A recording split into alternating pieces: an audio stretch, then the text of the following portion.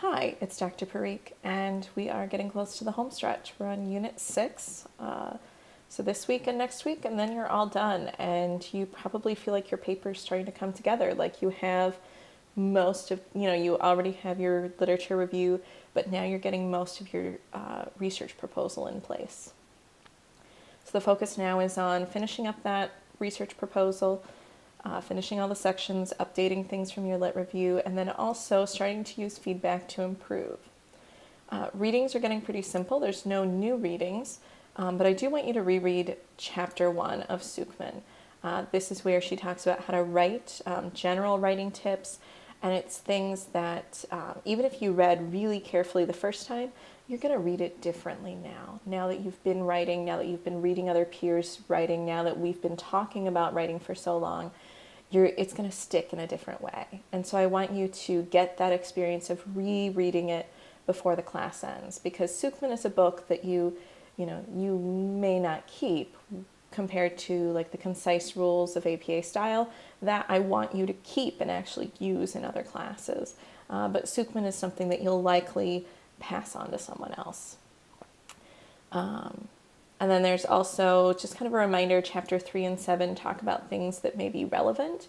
So just a reminder, hey, that's there, and you may want to look at it again. But I'm not asking you to reread it, just reminding you that it may have helpful things as you're working on assignments this week. Our learning activities, the discussion boards, kind of the same style as usual, just focused on what we're doing now. You take what I believe is your last practice quiz, the last thing you're going to do in the orange workbook. So you're wrapping up that APA style. You have a bonus quiz for APA style. So if you don't do it, nothing bad happens. You get a 0, but it's out of 0 points. But it's a chance to earn up to 10 bonus points. Let's see. So you're going to submit an updated draft of your discussion. So based on that outline that you submitted, you're going to update your overview paragraphs. You're going to have them reflect the research question or hypothesis that you're asking, and kind of tweaking, especially this discussion summary. You're going to tweak it to be more of a discussion of what was found, or what you expect to find in your case. Let's see, and again, that should already have been, you've done similar work, and I discussed last week how these sections get updated. Now you'll have a full draft of your research proposal. Woohoo!